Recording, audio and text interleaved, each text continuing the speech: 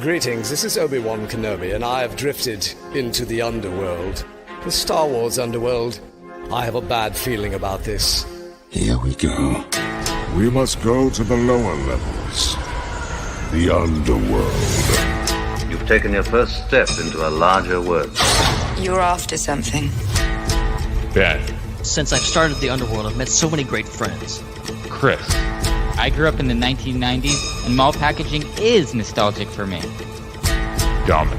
What I love most about Star Wars is that it's fun and it's all-round good times. So, this is where the fun begins. May the Force be with us. This thing really moves! I like this! I can't believe you came all this way to see me. Why am I not in the intro? I gotta come up with a snappy line.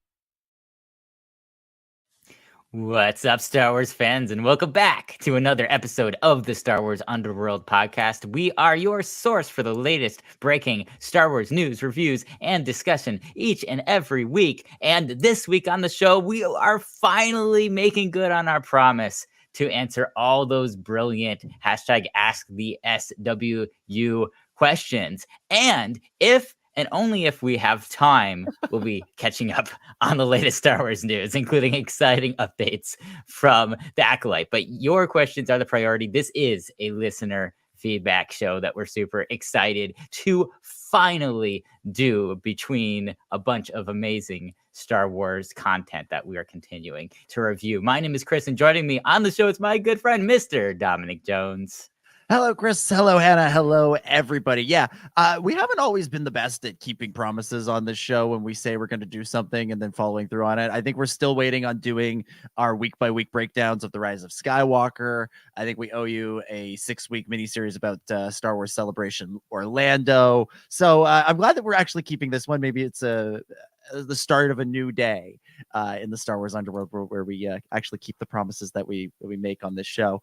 Yeah, I'm excited to do this though, because there's a lot of Bad Batch questions. I've been sort of scrolling through them. There's a lot of Bad Batch questions. So it sort of feels like we're wrapping up one Star Wars show here with the Bad Batch just in time to really dive into the Acolyte, which of course premieres in less than 2 weeks. We're less than 2 weeks away from the show that has seemed so nebulous and so far away for so long time. And looking forward to actually seeing it and actually finding out what is going on in the late days of the High Republic. Anyways, we'll get into all that so much more. It's going to be a great show.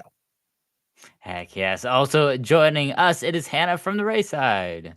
G'day there. Great to be back for another show and ready for the questions. And Bad Batch is always going to be that sweet little thing that's just like in the back of our minds where you kind of forget about it for like most of the week and then something happens and you're like, the Bad Batch.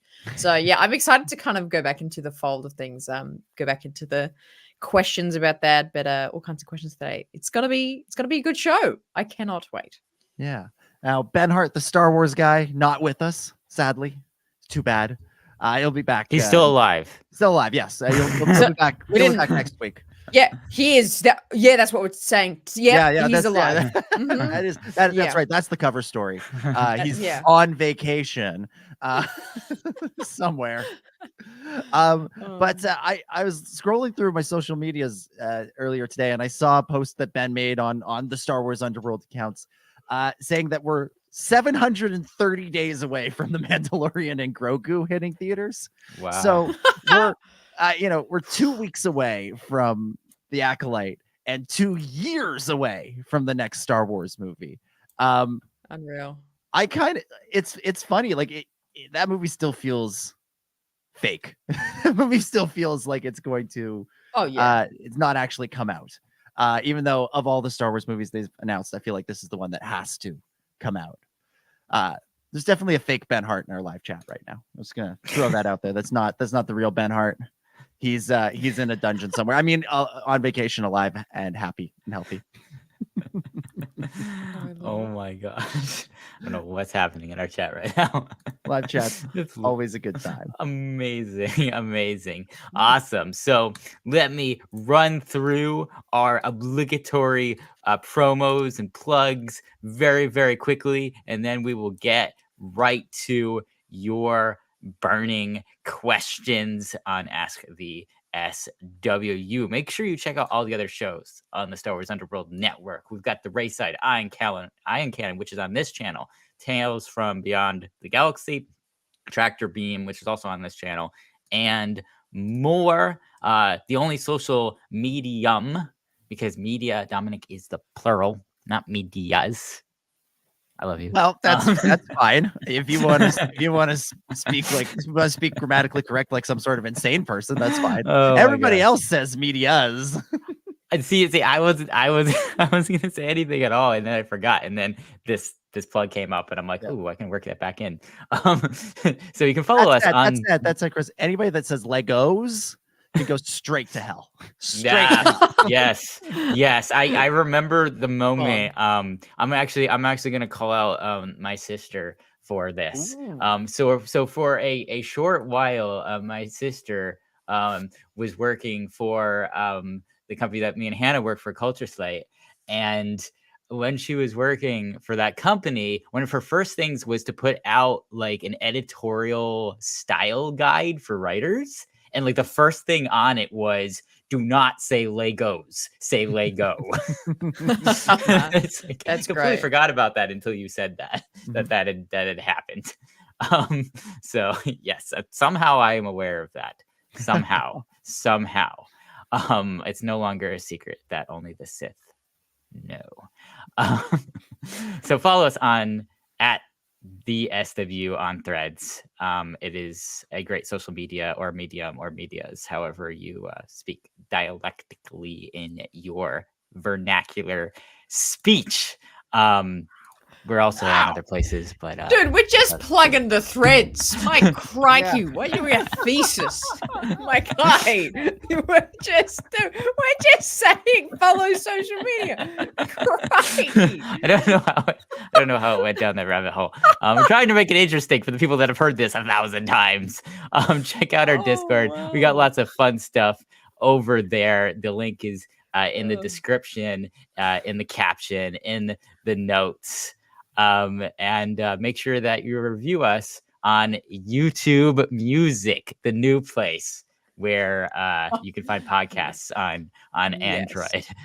Google Play is no more. By the way, you only have 6 weeks left to transfer all of your podcast feeds over. So if you only have us there, move us over to YouTube Music, or you're just gonna have to resubscribe. That's gonna be how it works. Because my phone told me that the other day.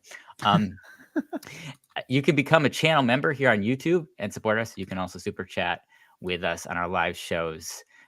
And last but not least, if you're watching on YouTube, please subscribe. All right. So let's dive into things. We're going to answer all of these questions that were submitted on Discord. If you're listening live and you want to also submit a question, you can do so by putting a super chat or just making it like really good, and then we'll read it anyways. In the in the YouTube chat, or actually any of the places that we're streaming live to. I'm honestly not sure how far back these go, and it's at least 3 or 4 weeks. Rise of Skywalker. Rise of Skywalker. Yeah. First question is, how do you guys feel about Rey being? How do you guys feel about Rey being a Palpatine? Just great. And so, but we'll start with this one from Gilster10, who says, do you ever think we'll get a canonized version of the droids or Ewoks TV shows in some form?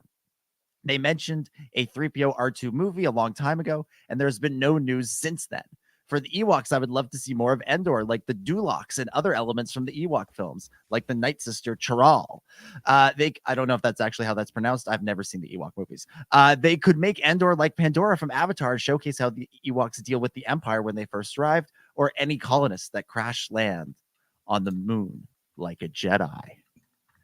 Canonized droids and Ewoks, or a retelling of droids and Ewoks.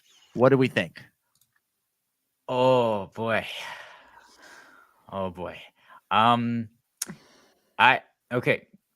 It's, if that was the only Star Wars we got, yes. If that was the only idea out there, yes. The problem is that even though we love them to remake literally everything and turn like every book and every comic book into a show and like all these things, as much as we want that in our dreams and we're probably not going to get that until everything succumbs to AI, if that ever happens. So at this point, that is very low on the list of things that I would want to see, unfortunately, for that concept. So I can't really put a lot of energy behind that idea, just because there are so many amazing things that I would love to see on screen that just doesn't win the battle for me. How dare you say that? It's number one for Hannah. It's number one. You kidding? It's number one.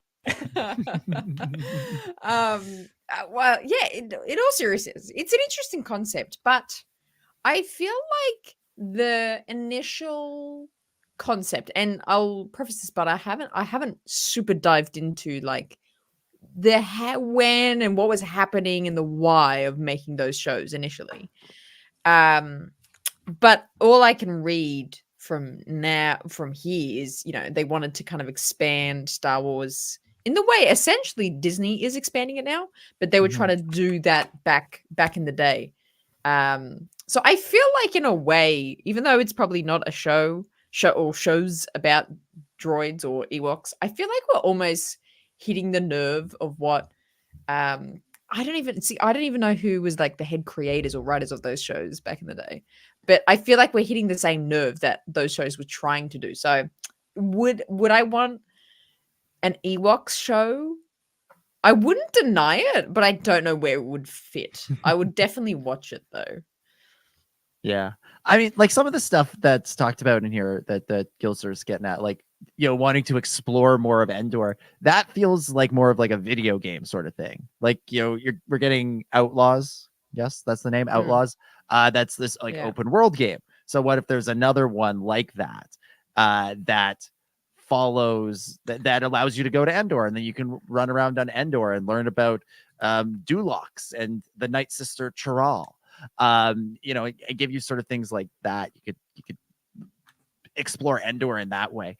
But yeah, I think it would be anything that they announce, I'll be interested in seeing. And if they wanted to do an Ewok movie, okay, let's give that another try. But I ultimately agree with Chris. Like, if we're prioritizing the things we'd like to see, there's a whole bunch of like specific concepts that I'm like, I'd rather see that first. And then I also would take like the mystery box unknown of like, what does random, interesting, creative number 3 think could be Star Wars? That's something we've never considered. And then like, I'd rather see that than go back to, the Caravan of Courage or the Battle for Endor, or even the droid TV shows. Yes. I will also say, he mentions there was like a droid movie or something announced. That was Star Wars: A Droid Tale. That was announced during that like 2020 Investors Day live stream conference, and has never been mentioned since then. Everything else has had some sort of official or unofficial update. We have seen a lot of those things. We have heard that a lot of those things have been shelved.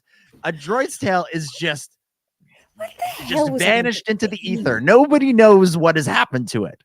It was supposed to be I want to know whose idea this was. It was like it was pitched as like a collaboration between ILM and Lucasfilm Animation. And I remember at one point, Andy Serkis's company, the Imaginarium, they posted a bunch of pictures of like R2-D2 on their set where they do all of their motion capture stuff. Like, oh, I was thinking maybe that has something to do with it, but no, it's just vanished. It almost wonder, like, is that the thing that they announced where they're like, did we just need to hit a specific number? We need to hit 10 things. So we've got 9. So let's announce a Droid Tale 2 just to see. Droid Tale was it was announced to be a film, and which I didn't know. I thought it was going to be a show, but it was going to be a film, and there hasn't been any speak of it since February 9th, 2021. Dang, we've had 3 seasons of The Bad Batch. We've had a show start and finish since a droid story has been a thing. That's fascinating. I will say, before we move on, going back to the Ewok thing, the speaking about Endor and things, the only thing that would bump that concept up for me is there's that thing called, I think it's called Ewok Hunt on Battlefront, where you're like hunted by Ewoks at night, and it's like really creepy. It's like a horror vibe. So if they made an Ewok Hunt TV show or movie where it's a bunch of characters and it's kind of like it's literally like a slasher film or TV show, but it's the Ewoks that are hunting them down and like massacring them. That would definitely be in the top 20 concepts I would want, maybe top 10. Okay. Maybe there's like a Tales of Endor, sort of along the Tales of the Jedi, Tales of the Empire kind of thing. You do like 3 episodes about like the rebels and the Empire on Endor, and 3 episodes that are just random crazy Ewok adventures. And you could do Ewok Hunt as one of them. Yes. Oh, that would be amazing. That was one of the best video game concepts that they've come up with, since 2012.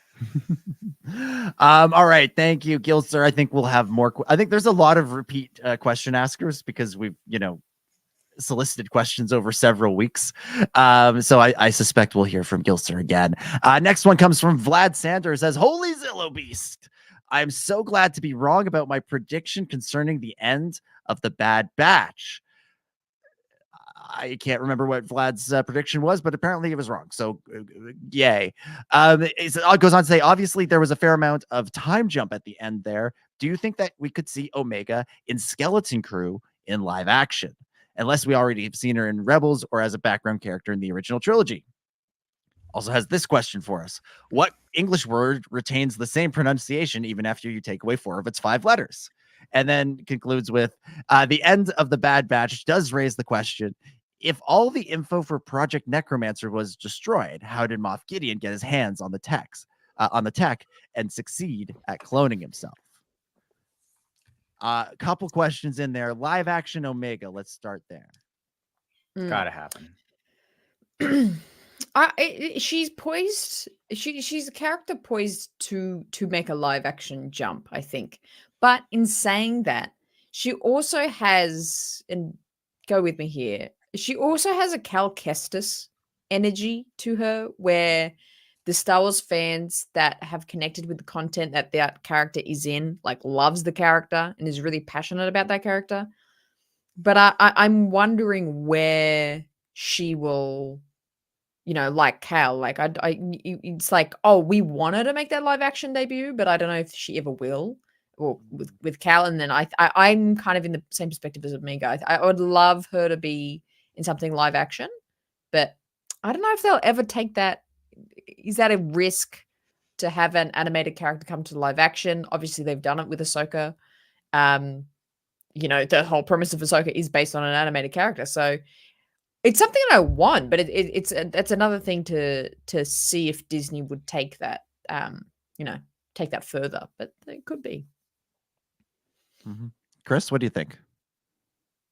I would be shocked if they don't do this. I would be absolutely shocked. I think that it's the plan because this is what they're doing with all the other main characters for animation. So I would very much expect her to be one of them.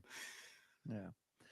So somebody pointed out, I saw somebody pointed this out on some social media or medium, and they were saying that like the person who should play Omega in live action is Keisha Castle Hughes, who voices Emery in Bad Batch. Now Emery is supposed to be like grown up Omega.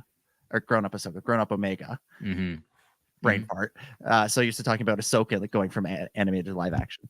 And she fits the right, she has the right look to play Omega. And you wonder if maybe when they were casting Emery, who's supposed to be clone of Omega, maybe that's when adult clone of Omega, maybe that's when they started thinking like, oh, let's cast someone who could make the jump, who could do this in live action, along the lines of Lars Mikkelsen going from Thrawn from animation to live action, Katie Sackhoff going from animation to live action, following up along those lines. So potentially like there's somebody, they may already have a plan in place with this actor. And I think it's interesting that they said they want her to be a pilot. There was a movie. There was a movie. Oh my God. That was supposed to be about pilots. There we go. We did it. That would be amazing. Could be back on the table. Could be back on the table with Rogue Squadron. I stole that idea, by the way. By the way, I stole that idea from Din. I'll make sure he gets credit from that. F105 That's unreal. had the idea. Hera have Hera in it, live action Yep. Hera. Oof. Yeah. Yep. Amazing. Yep. Amazing. Freaking dude. And then spin it off into the Rangers of the New Republic show. Boom. Yeah. There you go. There you go. I was today years old when I realized that Keisha Castle Hughes played Mary opposite Joseph, who's played by Oscar Isaac in a movie about Jesus Christ and his parents. No way. Because I googled it, and the first thing I saw was the cover of that movie, and I'm like, wait a minute, that's that Oscar Isaac Jesus movie where he's Jesus' dad. What? Wow. So she was Mary in that movie. So the Oscar Isaac, Keisha Castle Hughes already have some history together. There you go. There you go. We figured it out. Right That's how we get Oscar Isaac back into Star Wars. Because he always says, it's not until I need to buy another house will I do another Star Wars thing. But what if he's pitched a movie or show where he is reunited with his former castmate from the nativity story? That's what it's about. It's about the nativity story. So we also have to get Oscar Isaac and Ewan together in a scene so you can have the Jesuses meet. Yes. Just a meeting of the Jesuses. Well, no, that would be Jesus meeting his dad. Oh, right. Yeah. Oscar Isaac played Jesus's dad. Oh, okay. Joseph. Yeah. So you can have all three of them in a movie. So you can have Omega, who is going to be getting married to Poe, but then there's a vergence in the Force that creates a little Ewan McGregor, a little Obi-Wan. It's all timey-wimey. We don't know anything about Obi-Wan's backstory. Really, he comes from Stu John. We don't know anything about his parents, his family. Maybe Poe and Omega fall into a wormhole in time. Where are we going here? World between worlds. There you go. Worlds. That's it. That's why they've put it back in. That's their storyline. They somehow wind up back pre-Phantom Menace, and they give birth to Obi-Wan Kenobi. There you go. Shout out to the Star Wars Heresies, a book by Paul F. McDonald, which shouts us out, the Star Wars Underworld out in it, for talking about the symbolic similarities between the prequels and the Phantom Menace and the Nativity story. There you go. All right. We have the question. How did we get here? We're doing 20 minutes into the show. This is just gonna get worse. This is a listener feedback show. Anything goes. There's no structure, but y'all asking us questions. Okay. The next part, the other part of Vlad's question here, how does Moff Gideon know about Project Necromancer? Even though it was destroyed, I feel like we went through this a little bit when we talked about the finale. I think like some of the ideas, like Palpatine doesn't seem like a guy who puts all his eggs in one basket. Tantus can't be the only place they're working on Project Necromancer like project, and maybe they wind up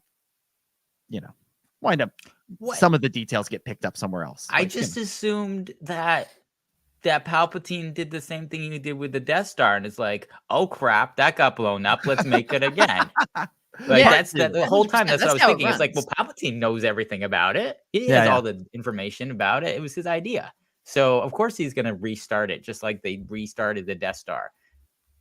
Stardust 2. Yeah. Just reboot it. Yeah. Necromancer 2. Stardust 2. Necromancer 2. Electric Boogaloo. Vlad's other question is the brain teaser. What English word retains its pronunciation even after you take away 4 of its 5 letters? Any guesses? Wait, what word? Hold on. Say the clue again. What English word retains the same pronunciation even after you take away 4 of its 5 letters? It's a trick question. No. I don't know. Is it? I was gonna say, is it my name? Is it Hannah? But no, I don't think that can work. Q. Yeah. Do you just look in the show notes? No. I had it. I almost had it. I had through, and then I'm like, no, wait. 5 letters. That's too many. Oh, Q. Q. It's because it's Q. basically if you say it still has its pronunciation when one letter is left, then it means it's pronounced like a letter of the alphabet, which narrows it down to 26 potential homonym sets. Are you writing that all down, Yeah, listeners? Are you writing that down? Taking notes. There will be a quiz at the end of this episode. Oh, Yes. I love it. What hominin sets is one of the questions. How Obi-Wan is given birth to by Poe and Omega Yeah. is part 2 is the other question. And Let's go through the alphabet until we find a letter that isn't a word. D. All the other ones are. There you go. Question from Diamond Figs, who submitted it via super chat. How do you think the events of the Acolyte will affect / add to events later in the Star Wars timelines? Here's my thing. It'll do exactly what every other show has done for Star Wars timeline, which I find it so funny. The people that go, "Oh, this is like erasing Star Wars history." It's like, well, it's not erasing anything. It adds everything. Like the Clone Wars added like 50,000 story points to the movies that we had, and the subsequent shows that we've had has expanded so many storylines. The whole Palpatine cloning, the whole Force use, added story points to Order 66. That it's always been adding, and it's been expanding that storyline. So I think this show it'll do the same thing. It'll expand upon what the context and time period before the Phantom Menace was like. It'll explore that, and having the focus on the Jedi and the Sith. I think that's a fantastic point to elaborate on. But how will it affect and add to the events later in the Star Wars timeline? I think it'll set it up. To me, I think this will just set up why the council is so complacent and so naive in Phantom Menace. It'll set that up. I think that's what it'll explain. Yeah, all Star Wars shows or movies or any new Star Wars story should change our perspective on what's come before and what comes next. Everything from Empire Strikes Back onward has done this, with recontextualizing everything Obi-Wan says to Luke about his father by making now that be about Vader. And from the moment you do that, you continue to do that with every subsequent movie. Return of the Jedi does it, Phantom Menace does it, Attack of the Clones does it, Revenge of the Sith did it, Clone Wars did it, Force Awakens, Last Jedi, Rogue One, Solo, Rise of Skywalker, Mandalorian, Book of Boba, Andor, Obi-Wan Kenobi, all on and on and on. All of those shows have done that. Bad Batch, Rebels, Resistance, even all of them have done this in their own way. And so Acolyte will absolutely do this. And like Hannah says, it will change how we think about or add context to how we think about the Jedi and the prequels. It'll probably add context and perhaps change how we think about the Sith in the prequels. Not that we're going to start thinking that they're awesome, good people, but that, that they're the plot, the plan, the things that Palpatine was working on, or the things that Palpatine represents the end goal of, the end game of. We might get a little bit of a sense of that through May, or the dude with the teeth helmet, or characters that we don't yet know who they are or if they exist yet. I think all of that will be affected by this show, as things will be by Skeleton Crew and the other ones. The big thing that I wonder about is James Luceno's take on the Sith prior to Palpatine and his novel Darth Plagueis that is now only Legends canon. Was I think a very political take on the rise of the Sith, because it was very much it was almost more about the character of Hugo de Mosque, which is the real life character, that the non-Sith character, the alter ego. The alter ego. Well, just like we have Palpatine and Sidious, you had Damask and you had Plagueis, and so that book was kind of almost more about Damask than it was about the apprentice and the master that was Plagueis. And while it was intriguing to read, and I really appreciated it, and I still allude very often to the the political and economic machinations behind the separatists and behind the emperor, the empire. The book read like an encyclopedia to me, because it was so political and it was so about the economy and, you know, how to infiltrate the basically the military industrial complex in the Star Wars universe, and use that to basically create the empire before Palpatine even came along.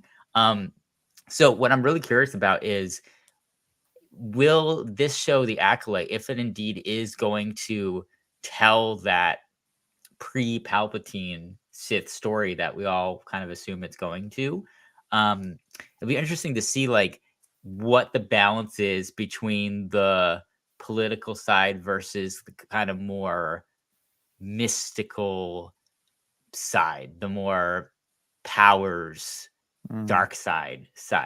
It'll be interesting to see what that balance is and how they do that, because I think if they balance that right, they still need a little bit of both, but if they balance it right, I think it'll be really great. I think where it won't be great is if they go too far into one and not the other. Like, I thought that certain Star Wars projects and some of the recent Star Wars projects have been too balanced away from the political side, almost like an overcorrection from some of the, what I think were unfair criticisms of the prequels and a lot of the Lucas stuff.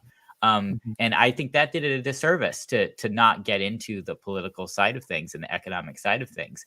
But at the same time, I think you can go a little bit too far into that. I think Luceno, again, went too far into that. I think his book was more of a source book than a story. And so as a story, it read a little strange to just have all of this exposition about the politics of what was going on and the business side of what was going on. Hugo Damas, the business man. So I'm very curious to see where the balance is, and I hope that there's a good balance between the two sides. And that's kind of what I'm kind of thinking about going into the show, and how it will, but how that setting that tone will probably then affect the rest of Star Wars. Whatever balance it sets, everything that comes after it will probably try to fall in line with that balance, if it's done right. If not, there might be another overcorrection in our future. I think one of the things that has done the best job at balancing that lately is Andor, where you have the very on the ground rebellion story that is Cassian, where he doesn't care what's going on in the Senate. He doesn't care what's going on at the ISB. He doesn't care about that stuff. That's sort of the main focus of the show. But you have these very important B and C plots that interact a lot with that A plot in their own way, with Mon Mothma and oh my God, what's her name? Denise Go's character.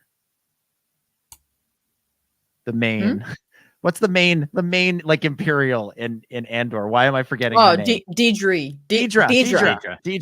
Yes, it's our face, but not her name. That is it. But between those, like those two storylines, it's really sort of provided the context for what was going on with Cassian, even though that storyline was removed from like the hallways of power. Excellent question, Diamond Fix. Excellent questions. All right, next one comes from Tally. Tally says, "Hey Underworld, do you think we'll be seeing Omega in live action? I'm praying we'll get to see her hanging out with Boba, Fennec, Hera, and Asajj in the New Republic era shows. I'd like to see Tem play the old Bad Batch, but maybe another actor for older Omega. Thoughts? Also, we're getting hands chopped off again. Any future characters you suspect may lose limbs in the future?" So we touched on Omega live action, touched on who should play her with Keisha Castle Hughes. Limbs Tem, are being though. Old Tem. Yeah, I'd Old love it. Tem. That's really smart. I think that'll be that would be very cool to see that. Yeah. We saw him as like the like homeless trooper in Obi-Wan too, with the beard and that sort of thing. Have him be Hunter, do the face as like an old man Hunter. Yeah. Tell you what, you could even have D. Bradley Baker as Crosshair, I think, because they look different enough in the Bad Batch in animation that you could have separate actors play them and it's like believable. And because he does like match the voice, I don't know, I think that would be really funny. if they ever do something with like the Bad Batch in live action, they got to give D some part in it, like even if it's just like guy over on the side, you know, pressing buttons or something. You got to have D. Baker be part of that in some way or another. Over under on limbs being lost in the Acolyte. I'm going with 2.5. Definitely. Yeah. I don't know. I'm just gonna say 3. 3. Hannah, we're gonna lose some limbs in the Acolyte. Probably. I hope somebody loses a leg. We always see like hands and arms and like elbows, but like let's see someone lose a leg. Let's see that. That'd be great. Someone just loses their elbow. They keep their forearm and their shoulder, like just the elbow. meant like from the elbow on. Yeah. I want to see a leg get chopped off. Let's do that. There we go. All right, yeah. Let's chop some limbs off. Next question comes from Kajira. Kajira says, I second that about Omega in live action. Hopefully in the second season of Ahsoka. Bring back Michelle Ang as Omega, but put her in a blonde wig or something. Then she goes on to say, I'm going on a weekend trip to Tokyo and hopefully to do some scouting for venues for the Star Wars Underworld live event during Celebration Japan. Nice. What other places do y'alls want me to check out while I'm there? Also, hurry up and get those tickets to Celebration Japan. Jedi Master and weekend passes are already gone, but I was able to get a Saturday pass. I believe Saturdays are gone too. If you haven't bought your tickets, yes. I think it's just Friday and Sunday that are available now. Again, there's been a gap between when these questions were asked and when we're actually answering them. Yeah, Saturdays sold out as well for Celebration Japan, as are Jedi Master and 3-day passes. So Friday and Sunday are still good times at Celebration if you're going. I don't know what sort of venues would we be interested in knowing more about in and around the convention center. I just want to know about the convention center itself. How big is the main room? This is my consistent sticking point. Okay, good, because this is my consistent sticking point with these events is they need the main stage to be as huge as possible. It wasn't big enough in Orlando. It wasn't big enough in London this go around. Chicago was excellent. Anaheim, just barely, could probably be bigger. That's a whole arena. Yeah. Well, and I mean, D23, I think I talked about this last week. D23 is going to the Honda Center. They're going where they do concerts and hockey games and that sort of thing. So I want to know about that because that's my sticking point with these things. People are going to these things to see these previews. Allow them to see them, especially if you're not putting them on the live stream. Definitely scout out the like parks, because I don't know. I think it's going to be, I can't remember, either too early or too late for a lot of like the cherry blossoms in Tokyo area. However, around that time, I think either north or south, there's going to be some, because it hits different latitudes at different times. But either if there still are cherry blossoms wherever to see that near the convention center would be awesome, and if there aren't, whatever nice like parks and like gardens exist around there would be cool to know. This is where I'm totally spoiled, because the park near where I grew up in Toronto has like, there was like a plant exchange between Toronto and Tokyo, and they got a bunch of like classic Japanese cherry blossoms. So like for me, I'm like, I've seen those so many times. Meh. No, I don't even go anymore to go look at them when they're in bloom. But yeah, well, I mean, that's the thing. Especially for all those of us that are coming from, the Western Hemisphere, this is an opportunity to see a whole other part of the world. And we're going for Celebration, but that ain't going to be the only thing. Yeah, definitely. Yes. All right. What else we got? All right. This one comes from Blackthorn. Blackthorn asks, do you think they wanted 1 or 2 more seasons and they abandoned a few storylines to complete the main story? That's of the Bad Batch, that is. Also, I'm still predicting a follow-up series in the Filoniverse called The Jedi Path. It will feature Rex, Echo, Ventress, and Quinlan shepherding younglings to safety. It will also feature flashbacks from and after Dark Disciple. Please do that. Go ahead, Anna. Yeah, I was just thinking that I kind of forgot that was a really big thing for like a good few months. We're all talking about, we're getting this Clone Rebellion show, we're getting this Ventress show, we're getting this show, and I think I definitely hyped myself up that we were going to get a post-credit thing, at least a post-credit, maybe announcement, maybe even a show logo of something. So yeah, I really thought we would have gotten another teaser that another animated show of some sort will be coming, but we haven't had any since Bad Batch. It's just been like, yeah, maybe they're doing it back there. You know, they put a call out for new animators, or I should say more animators. So they're definitely working on something, but it's interesting they haven't explored it or hinted at it more. Yeah, the way they announce the animated stuff is always so random. Like Bad Batch was announced on like a random day. Tales of the Empire was announced on a random day. Tales of the Jedi was announced on a random day. The animated stuff always is just sort of like it's not an afterthought. It's just like they aren't saving it for. They aren't doing like a big like special announcement like with a TV show or with a celebration or something. They just kind of announce it when they're ready for the world to know about it. So yeah, I'm surprised that there's some pretty big loose threads left from Bad Batch that relate not so much to the final stretch of episodes, because I think those episodes did a really good job of telling that story, but from the first half of season 3. Again, that moment between Rex and Wolf that is very much setting up Rebels. There's a big missing piece between that moment in Bad Batch and where we find those two characters in Star Wars Rebels, that it feels like they were setting up a story there. And so maybe that's coming down the line. And yeah, the path, that feels like one of those things that was introduced in Obi-Wan Kenobi, and it's just sort of been left there, that is ripe for more exploration.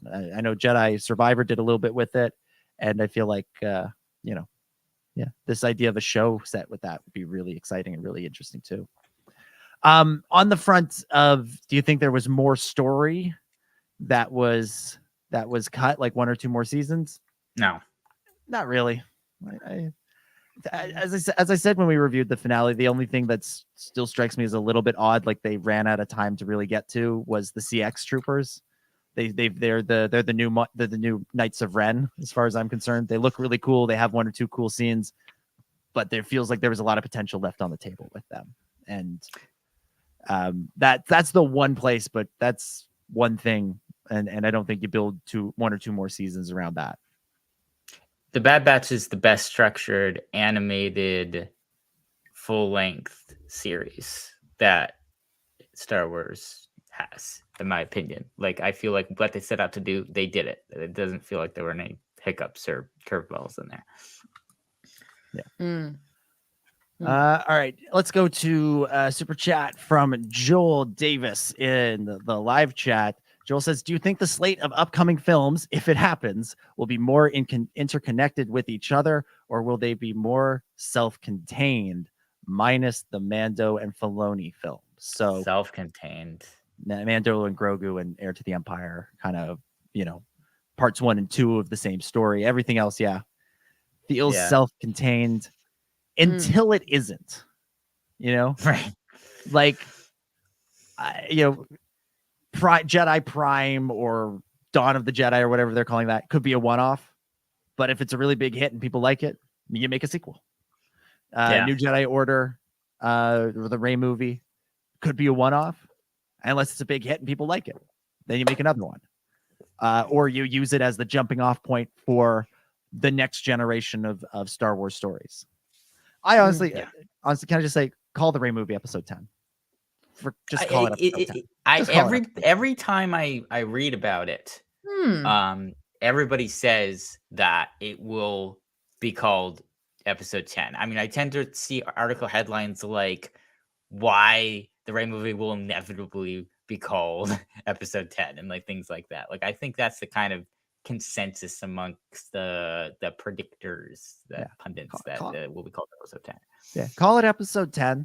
Have it be like a standalone epilogue to the saga almost.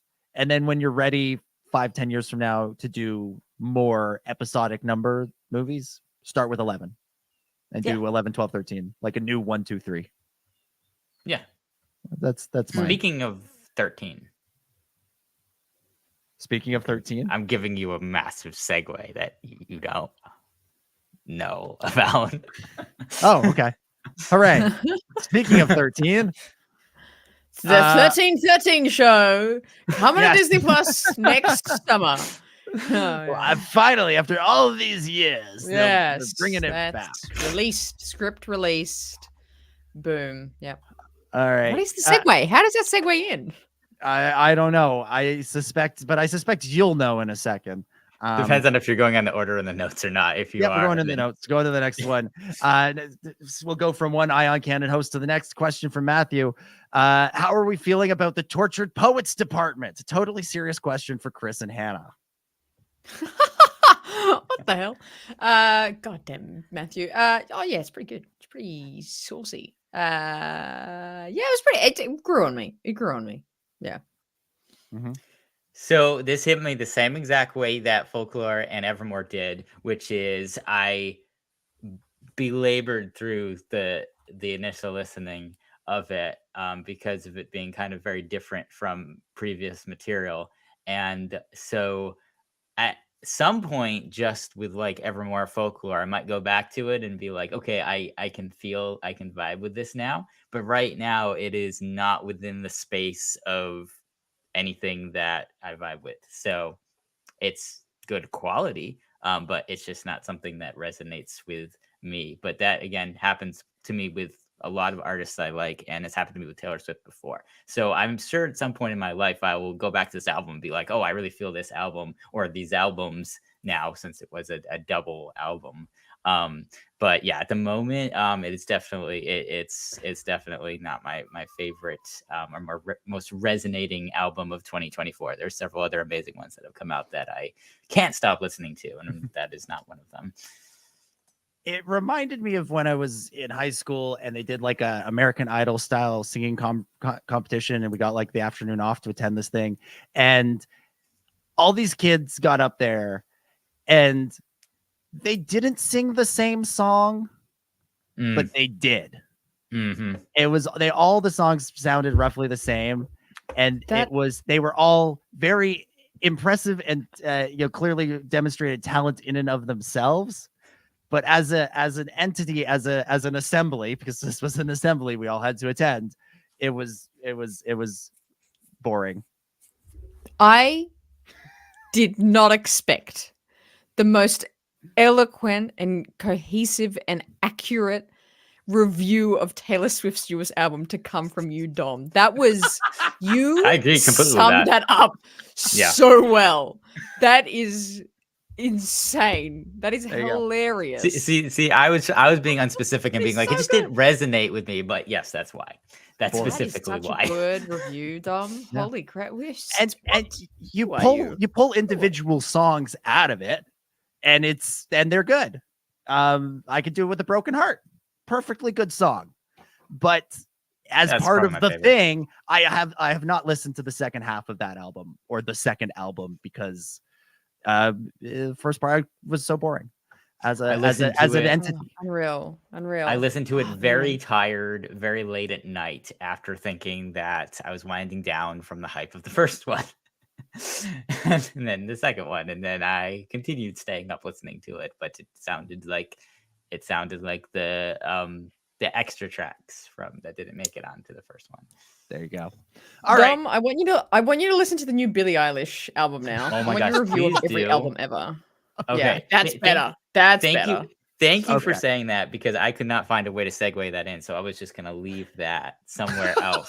The new Billie Eilish album is fire. It is her best album. Yeah, it is my favorite album of 2024 so far. Yeah, I think it's definitely gonna be nominated for album of the year. It has a very good chance of winning. It's probably gonna go up against Beyonce's Cowboy Carter. I think Cowboy Carter, because of the cultural significance of it, might beat it.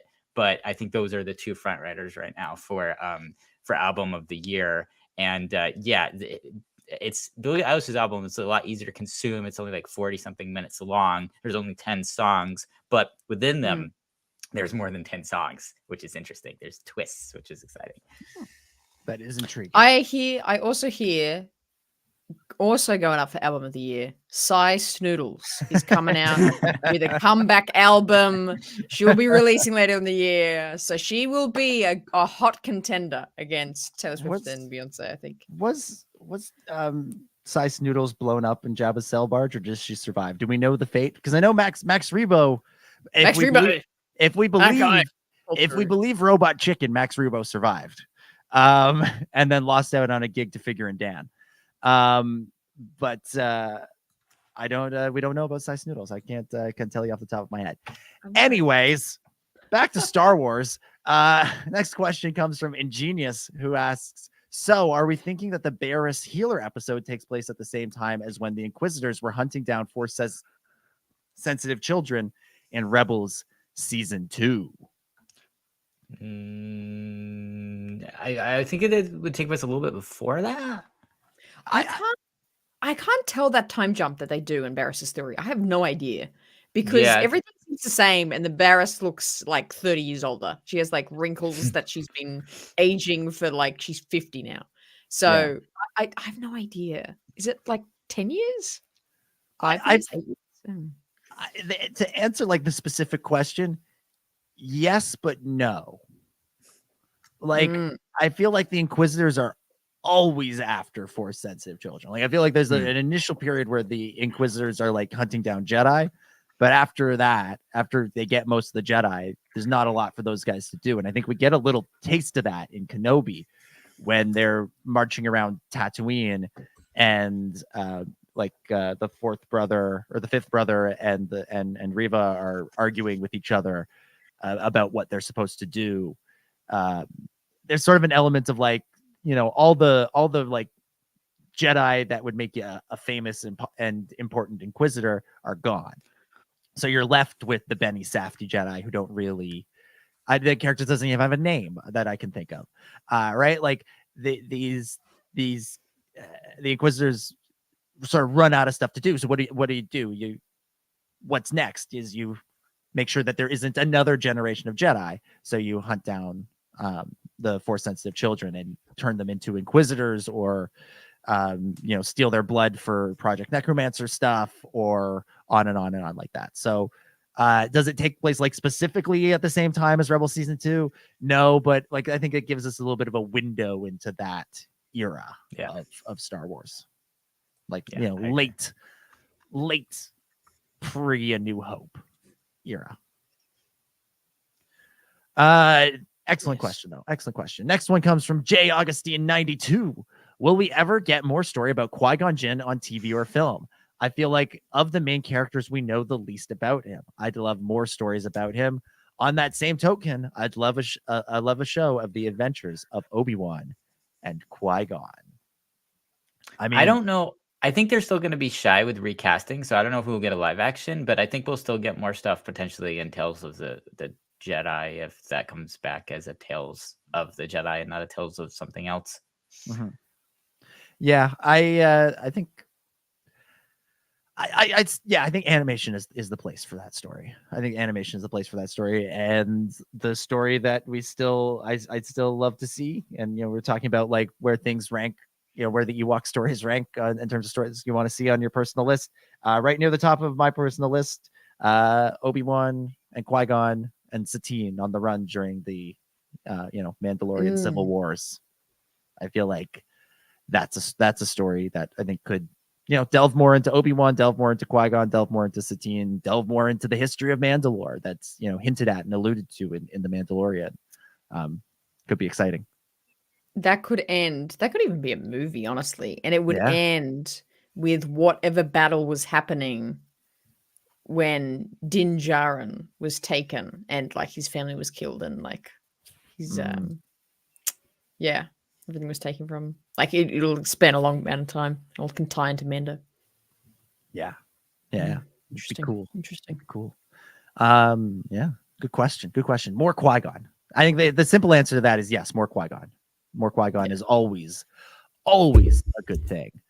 Another question from Blackthorn. I found it interesting that the characters in both of the Tales series were not adherents to what the title referred to. Dooku and Ahsoka were Jedi, but both left the Order. Morgan and Barriss were both in the Empire, but neither really had true loyalty. Morgan seemed to be using the Empire to rebuild the strength of Dathomir. Barriss left the Empire once they realized they were just as corrupt as she thought the Jedi were. Yeah.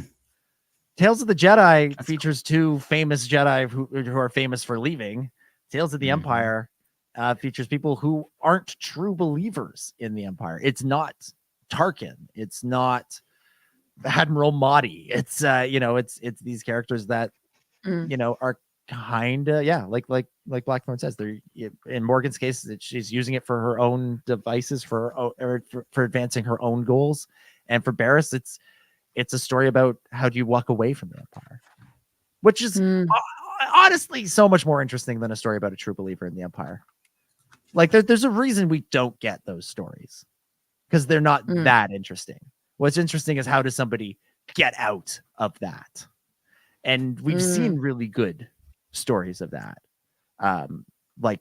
With Bill Burr's character in Mandalorian and how he grappled with his part in the Empire. Or if you do have a story about a true believer, it's juxtaposed with somebody who does get out. The best example of that being Lost Stars, the book by Claudia Gray. Because just a true believer in the Empire, it's just somebody who's like, yeah, huzzah, the Empire. Those characters tend to get killed off really quickly because they're not all that interesting. Yeah. That's a cool thread. I hope that continues. Yeah. I mean, what's the next? If there's another Tales, like if you do Tales of the Bounty Hunters, are you going to do characters that aren't really bounty hunters? Like Ventress, sort of not really a bounty hunter. Oh, well, there you go. It sets itself up because Ventress has a backdoor pilot that's something. Yeah. It's that. Yeah. There we go. 100%. Yeah. I figured it out. And then you do Boba, because Boba's a bounty hunter. That's the one I was thinking of. But he wants to be a crime lord who will clean up the streets from drugs, because that's what crime lords famously do. And give people better water prices. Better water prices. Famously, the criminal underworld is known for many things. Don Corleone, he was like, get the drugs off the streets and clean up the water. That's what we need. 3 episodes about Boba and 3 episodes about Ventress would be an amazing Tales of the Bounty Hunter show. If they don't do it, I don't know what they have in mind, because I can't imagine anything being better. Honestly, yeah. Kirsty Forbes in the chat says Serial Boy from Andor is the closest to a true believer I think we can think of at the moment. Yeah. Yes. Honestly, Cyril is that. And but he's like one of many in a expansive cast. And so he's interesting in the sense that he's juxtaposed against Cassian or Mon Mothma or even Deidre and the way she deals with the Empire. Like if the show was just Cyril following orders, trying to be the best Imperial he could, and then going home for blue cereal dinner with his mother, that's not a show. That's a sketch. That lasts 7 minutes on SNL. There you go. But a good point. Interesting. Another super chat from Joel, who says, do you think we will see the Sith Master, all capitals, in Acolyte Season 1? So far, I believe we've only seen the Apprentice and, of course, an Acolyte. Yes, but maybe as a reveal at the last episode. I have zero clue. I have not a even vague understanding of who's in charge of what and where and how and at what point is... I'm really clueless with it. Do I think we'll see the Sith Master? I'm like, is there a Sith Master? Let me counter that question with a question. It's interesting. I probably don't have more to comment on that apart from that. I think we're meant to believe that Buddy with the helmet teeth is like the Sith Master, but that just that look screams Apprentice to me. It's like Kylo with his mask. Oh yeah, definitely. Right? He's the Marok of this time. Yeah, maybe it's sort of a Palpatine Dooku Ventress situation where the Acolyte presumably but we don't know for sure yet, reports to the Apprentice, who then reports to the Master. Same way Ventress reports to Dooku, who reports to Sidious. Maybe there's something like that going on, and maybe the reveal at the end of the season is the acolyte killing the apprentice and taking their place, and then meeting the master, which then leads us into season 2. That makes sense. Would be fun. Yes. Good question, Joel. Next up, we'll go back to Giltzer 10, who says, since I'm heading to London this evening and the flight got delayed till midnight, here are my questions for this week.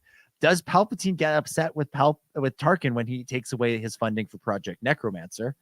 We've seen prisons in Star Wars, but we've never seen an asylum or mental hospital where people get committed. Just curious.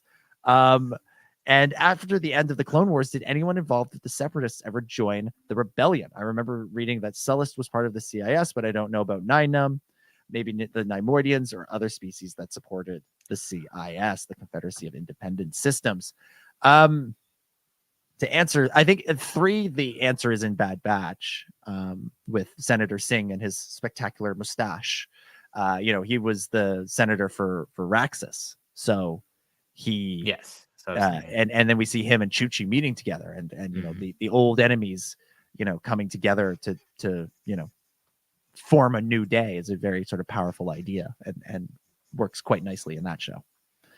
Have we ever seen an asylum in Star Wars?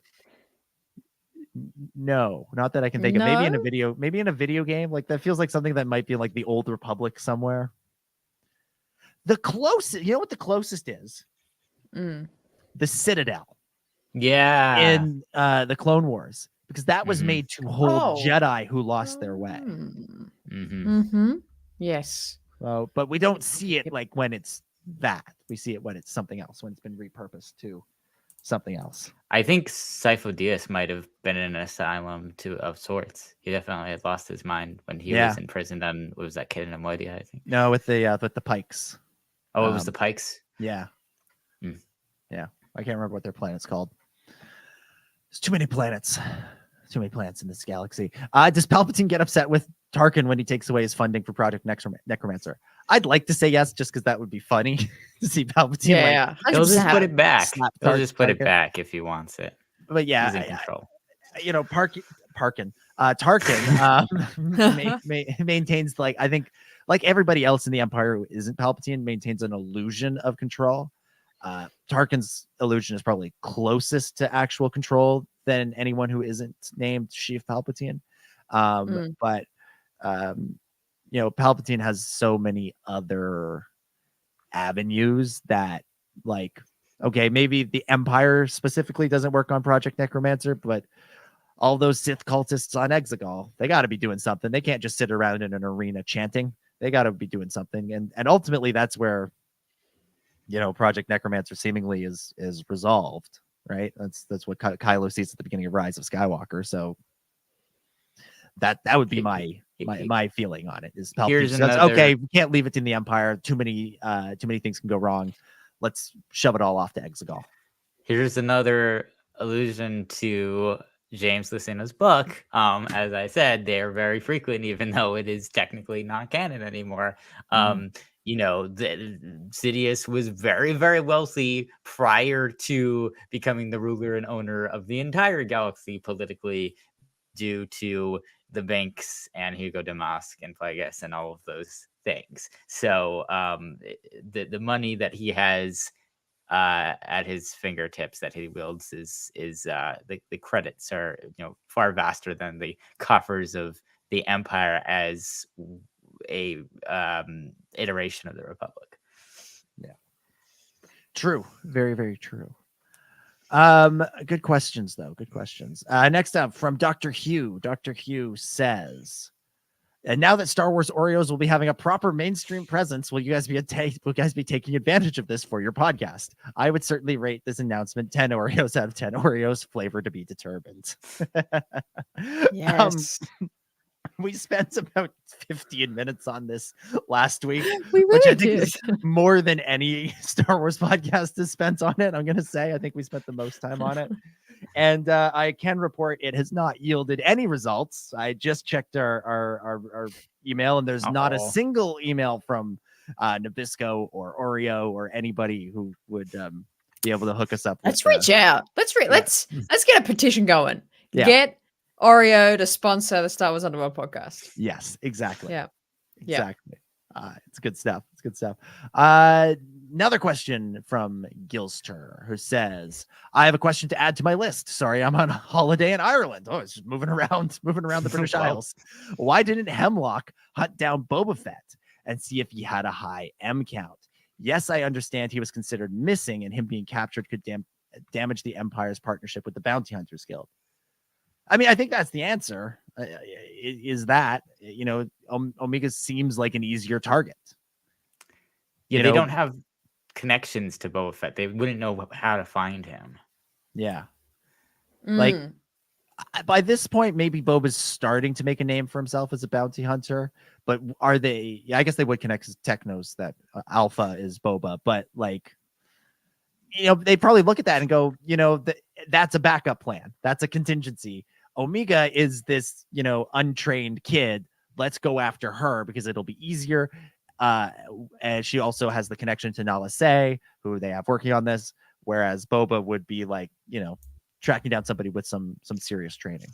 And we also have to remember that names don't mean anything in Star Wars. The Star Wars universe is so vast that just because you have the same name as somebody's looking for doesn't mean you're necessarily that person. Or otherwise, the first thing that Obi-Wan would have told Owen and Beru is, don't name the kid Skywalker.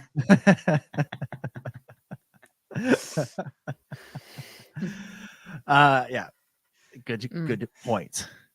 And don't take a lot of Boba Fett's. Yeah, a lot of Boba Fett's out there. A lot of Boba Fett's. Are we sure this is the Boba Fett and not just Boba Fett from Dantooine, who's just an accountant somewhere, just living his best life, trying to make ends reach. Oh, I feel so bad.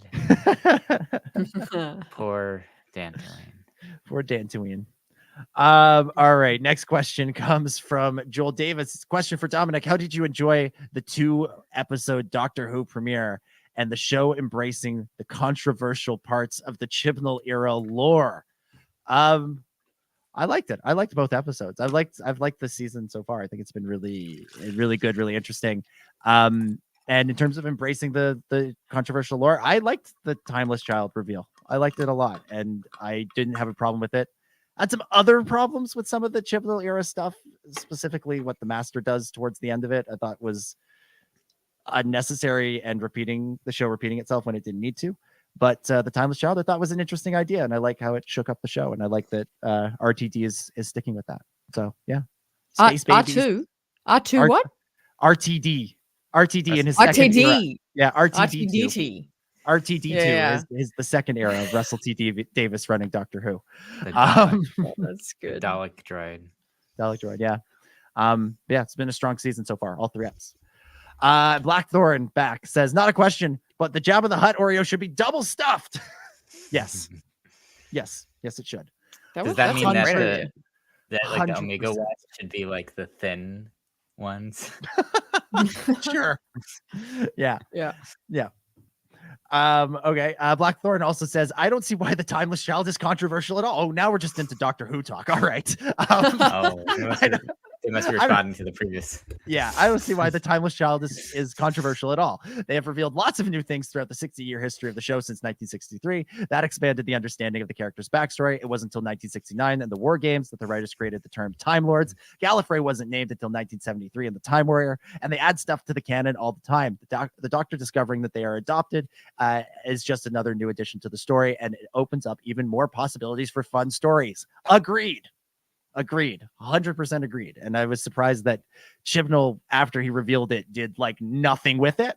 So I'm glad that RTD is actually seemingly like he might at least allude to it or perhaps delve into it in future seasons of the show. More Doctor Who talk. Yay, like it. J. Augustine 92 back says, do you guys know what George had originally planned for Jar Jar Binks in episodes 2 and 3? Yes. No? What did he plan? Yes. It's so obvious. He was the Sith Lord. We all know this. Oh, it's so obvious. Thank you, Lego Star Wars. Yeah. That's it. Wait, is this okay? Is this story okay? Am I making this up now? Because I haven't heard anyone talk about this in like 15 years. Have y'all also heard? Have y'all also heard the rumor, story, leak, information, whatever it is, that there was going to be like a Jar Jar Binks animated show like for kids, and that was going to be the first prequel animated show before the Clone Wars micro series? I remember hearing about this, but I remember hearing about it, I think when you did like 15 years ago. That it was no one's talked about it since. It was something that I've never heard this. Yeah, well, I think were you alive 15 years ago? Barely. I was like 5. Okay, that makes sense. What was it? I feel like George, he really thought Jar Jar was gonna be, he was gonna be the coolest thing ever, and everybody was gonna love him, and the kids were gonna love him, which the kids did, and that it would be something that people wanted more of, and they would do like a Jar Jar animated series, because I think George has wanted to do animated stuff for a long time. I mean, going back to the holiday special. So I think that it makes a lot of sense to me, but I don't think anybody was expecting. I think there are probably people who were working on episode 1 that knew Jar Jar wasn't going to be what George wanted him to be in terms of the reception. But I don't think anybody quite expected the just insane level of vitriol that was leveled at that character, leveled at Ahmed Best, leveled at George, leveled at everybody for those movies. And, people now try to, alternate history, whitewash the history of the prequels away and say, oh no, there was just a couple of people that did like enough. These movies, it was visceral. It was really visceral. And there's a great podcast that was made called The Redemption of Jar Jar Binks that Ahmed Best is actually involved in. It's like 6 episodes. It's terrific and actually captures like what it was like back then. And so I think that's like the one time I think George capitulated to the audience a little bit and really reeled in his plans for Jar Jar to the point where Jar Jar says, "What? Excuse me," in one scene in Revenge of the Sith. Yeah. Okay, so just to speak to this new thing that I'm starting to hear about, which is this, like you said, that this like downplaying of the criticism of the prequels and George Lucas and Jar Jar Binks. George Lucas is considered by many to be one of the greatest filmmakers of all time. George Lucas quit his job over this.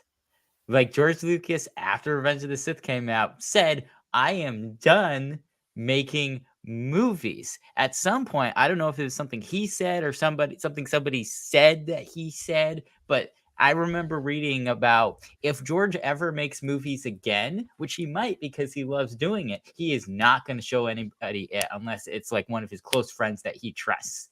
And so that's why I have this theory in my head right now that George Lucas is using, because I'm sorry, there's going to be a lot of tangents here, but I will get back to the main point, I promise. George Lucas not only bought Disney, which I'll reiterate, George Lucas is one of, if not the biggest shareholders in Disney because he got so many shares for Star Wars and is one of the part owners and is one of the controllers of everything happening now. He's still in control now, just so you guys know.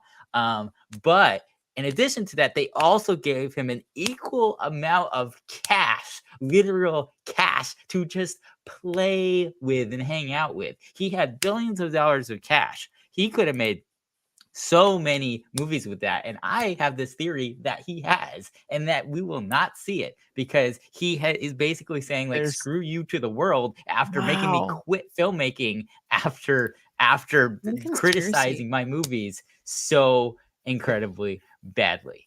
He's got a burner YouTube account somewhere where the only subscribers are like Steven Spielberg, Francis Ford Coppola, and a few other people like that, and they just watch his movies that nobody else can get access to. Yeah, it's just link only. He sends them a link. You got to put in a password. Like that's the only way. You can do it. Password is Jar Jar Rocks 99. Exactly. Yes, exactly.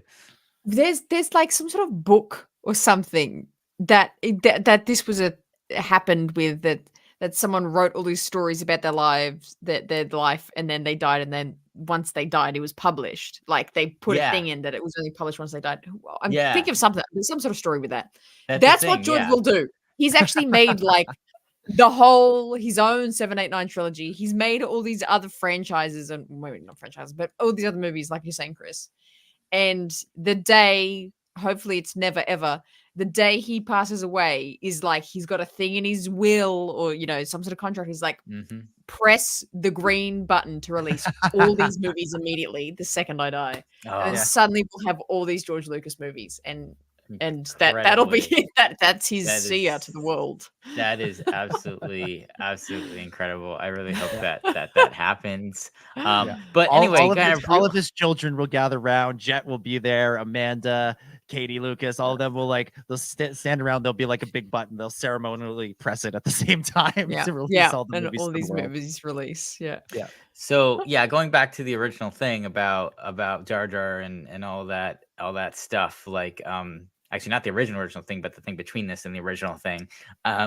So there was also, documentaries that we shall not name that were horrible about the way that people thought about George Lucas and the prequels. And then I will also say I personally did not understand and did not know that people had an issue with the prequels and Jar Jar Binks until someone brought it up to me like a few years later after the movie came out. Someone said, "Oh, I don't like this, and here's why." And then I started realizing, "Oh, okay, this is something that people didn't like." Because I was in a vacuum. I only knew a small amount of people who had seen the movie, and all of them, didn't express anything negative towards it or towards Jar Jar Binks or Jinx or Jake Lloyd or any of the things that people pick on unfairly. Let me put it this way. There's a reason why when Natalie Portman was on Saturday Night Live a few years ago, she held a gun to someone's head while dressed as Queen Amidala and shouted, "Say something about the mother flipping prequels, Binks. Say something nice about effing Jar Jar Binks." And just because that's how you had to get people to say nice things about the prequels. And now everybody just likes to, now there are people that like to pretend that it wasn't that bad so that they can hate on the sequels. Hannah, I believe it is time to say goodbye. It is time. And with the second I leave, I'm going to release all the movies I have made in this time. And won't be here for it. No. But yes, I do have to head out, unfortunately. But loving the questions. Love the questions. And I'm glad that we're at this point and we didn't keep putting it off. It's good times. Yes. Good times. But appreciate you all. And we are 1 week closer to Acolyte. I can't wait for that season to begin. All right, gang. I'll catch you next time. Bye, Hannah. Absolutely. Bye. All right. I was about to cancel it. And wait, can I cancel it? I can't cancel it. How do I leave without canceling the world? There you go. I just took her out. Like, how do I leave? Like this. Why did I have to be the only person to do that? For anybody listening to this who doesn't know, once Chris could only stay for the first 20 minutes of the show, and when you went to leave, instead of just removing yourself from the show, you ended the live stream. You were like, if I can't be on the show to talk about the Bad Batch season 2 premiere, no one can.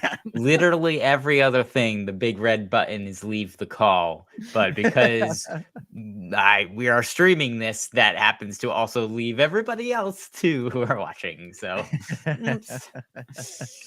good times. All right, next question comes from Jesse B, who says, if you could travel back in time to when you were younger, preteens or younger, and give yourself one Star Wars collectible that you currently have ownership over so that you could enjoy it earlier/longer, what would it be? Brackets, ignore any paradoxes that would come from giving you an item from a movie that wouldn't have been released yet, etc. I would go back in time and give myself a First Order Stormtrooper so that I could then sell it in September 2015 for like hundreds, if not thousands of dollars. Oh my gosh. I would say that the one thing that I got a little bit too late to like really play with was like, I think it was like the 3rd or 4th iteration of the AT-AT, like the one where they made it bigger than the the previous versions of it from Hasbro. I think it came out in 2008 ish. I want to say maybe 2009. I think I remember the packaging being like blue packaging with a clone trooper on it. So it was definitely like a Clone Wars era when it came out. But that was really cool, and that was one of the few things that I really wanted as a kid that I couldn't get my hands on. Like I got an X-wing and the Millennium Falcon, not the big one, but the small one. I actually still don't have the big one. But yeah, I always wanted that ATA and never saw it in stores, and there really wasn't an internet that I knew about to order things back in those days. So I was very excited when they remade that as a bigger version, but still for the 3 3/4 inch figures. Remember those? And and yeah, but I think I was definitely well into my teenage years by the time that I got that, so didn't have a lot of time to have fun with that. Nice, unfortunately, but yeah, that's that. I would go with that one. The big. That's a good one. I don't know. I'm still on like, how could I make money from this? And I'm like, I'd give myself like give myself the novelization of The Last Jedi and then sell spoilers to it or something. Oh my gosh. I'm like, or yeah, or you know what I would have for a little bit longer. I'd go for old Percy the Puffer Pig. I'd have my buddy Percy the Puffer Pig, and maybe that would have made me go on slightly fewer rants back in the days of Star Wars Rebels about the old Puffer Pigs. That's Percy the Puffer Pig. So glad he's back. Old reference going back a few years for our longtime listeners. Quite a few. Yeah, let me put Percy back in the set. Here. Wait, this fall is the 10-year anniversary of Star Wars Rebels. Oh God. Yeah. This is the first time that thought's entered your brain. It is, yeah. Yeah. I mean, yeah. You know what? One of the like low key best podcasts we ever did was you were at San Diego Comic-Con, and Ben and I were hosting the show, and the Rebels panel was going to be during the show. And what we did was Ben and I did like there's an hour-long version of the show. We then called you from the convention center, from the room, like 5 minutes before the panel started. You gave us like a quick report on Comic-Con for the day. And then we just live streamed the panel as part of the show. The whole panel was part of the podcast. And then we did like a recap, like immediate post-game show to the panel.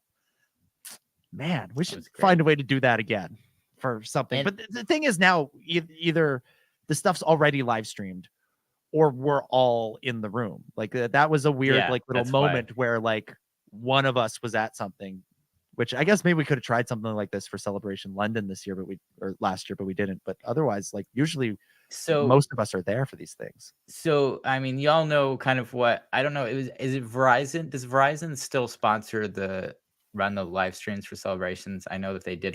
That sponsors has changed over the years. Yeah.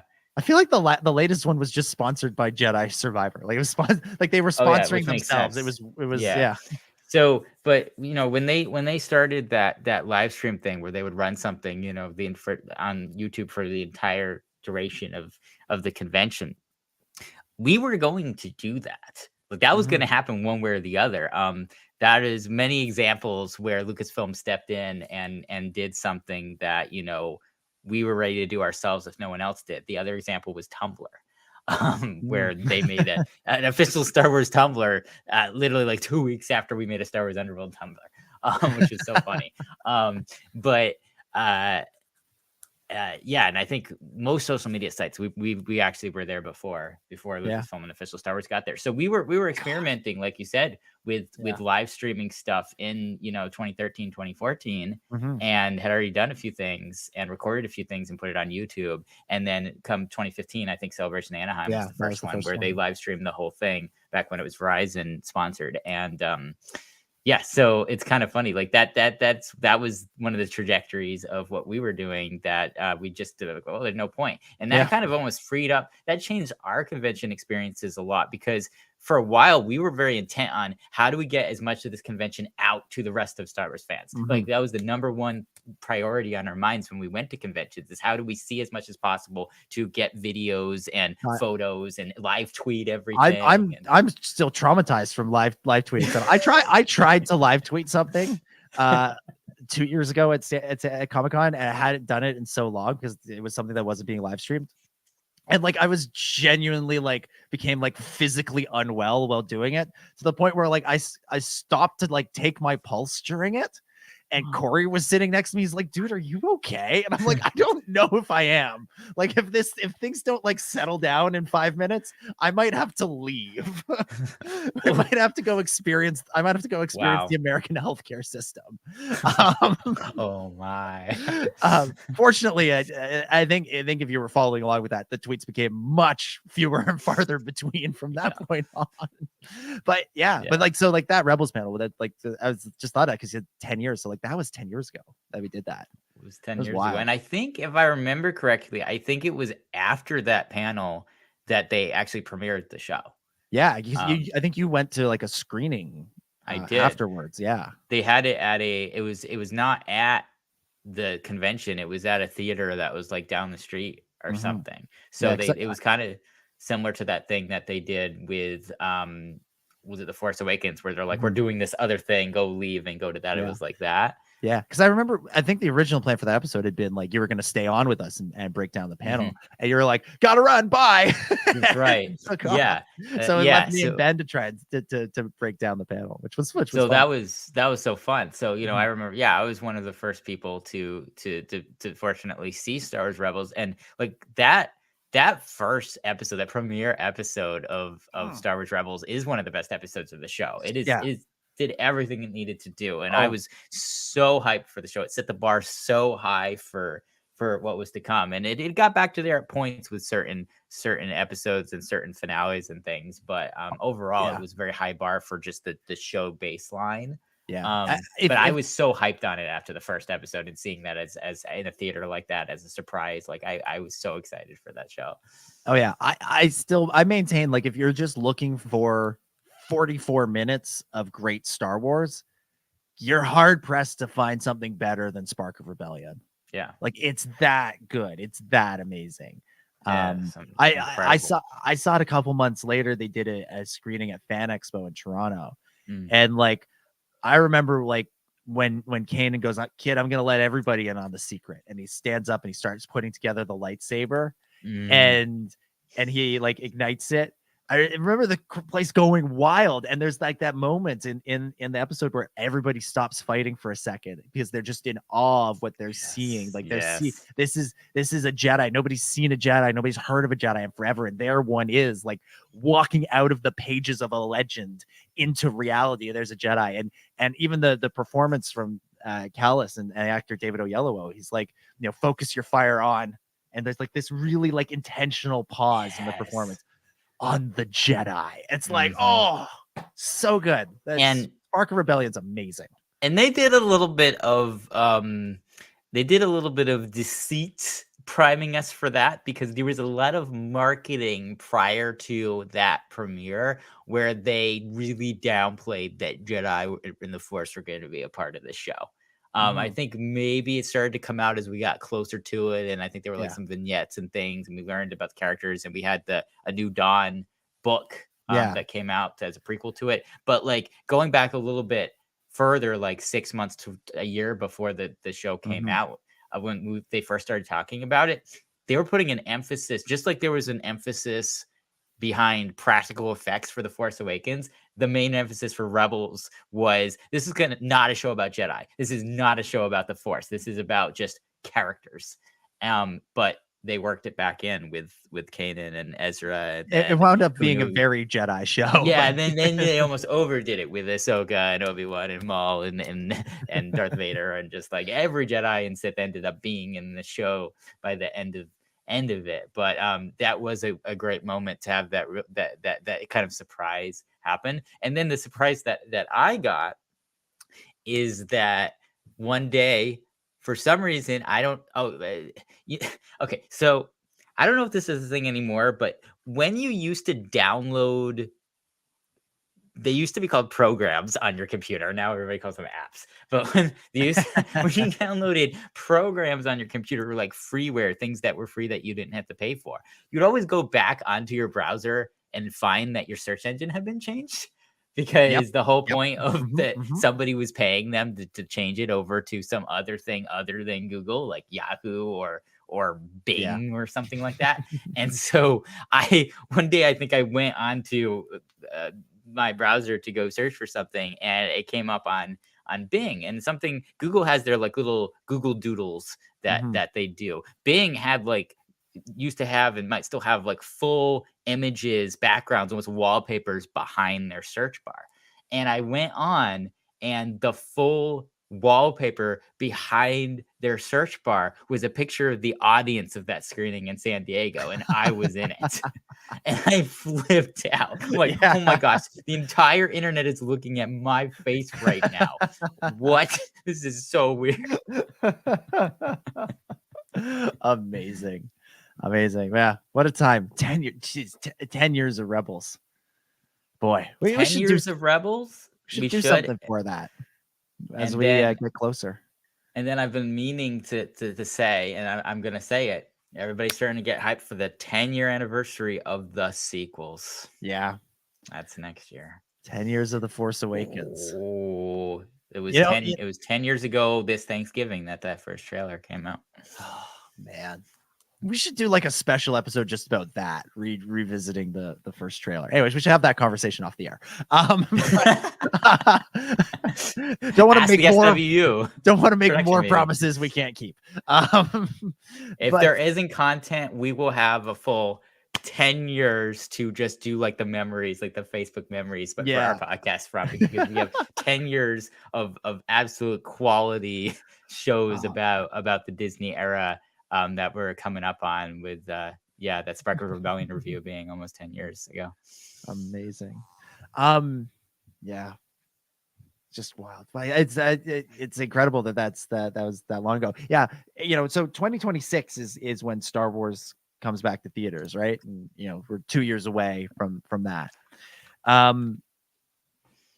If next year, so this year they did Phantom Menace, they re-released Phantom Menace for its 25th anniversary. Next year is 20th anniversary of Revenge of the Sith and 10th anniversary of The Force Awakens. Let's do double re-releases just to like really like ramp up the excitement to Mando and Grogu. Like do Revenge of the Sith in May and Force Awakens in December, or late April for Revenge of the Sith, late November for Force Awakens. I actually didn't make it to one of the screenings of Phantom Menace. Was that only 2D or did they do 3D? It was only 2D. Yeah, it was only 2D. Okay, because that's just release it and give people the option to do 3D. They exist. So much work went into them, and they look good.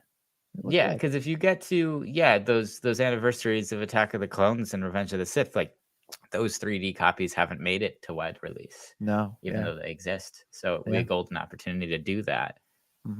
100%. Next question comes from Joel Davis, who says, my question is to Dominic. How did you enjoy Boom being the third episode of the most recent season of Doctor Who, continuing the trend? I'll say Boom is possibly the best episode of Doctor Who in the last decade. Wow. It's up there. It's really, really good. And so you're saying since Matt Smith left? Yeah, there's a couple of Capaldi ones that are really, really good.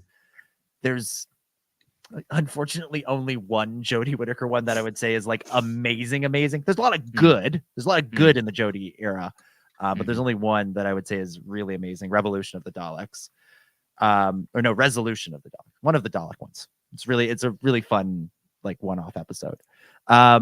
It's the one set at New Year's in the warehouse for people that know what I mean. That sounds very Doctor Who. Yeah, a warehouse during a holiday. Yeah. I feel like that's an idea. Not a warehouse. It's like storage units. Anything liminal. But Boom. I think probably going back to the Matt Smith era, I think it's one of the best. And no surprise, it was the return to Doctor Who as just an episodic writer for Stephen Moffat. Who, after being the showrunner for 7 years. He then took then didn't write for Doctor Who for a long time, and then came back and has written this episode and the Christmas episode that's coming up this year. Muffet is amazing at solo stuff. Obviously, Blink continues to be considered by many the best episode of Doctor Who. Yeah, this episode reminds me of Blink in the sense that it could be watched by itself. It's a very different story, but it also it takes kind of a unique sort of simple concept and blows it up into something really exciting. And I do use the word blow up intentionally. Also, guest stars Verita Sethu, who was on Andor and will be a new companion on Doctor Who next year. So she got a kind of a soft launch on the show in this episode. Amazing. Yeah. A lot of Doctor Who talk in this episode.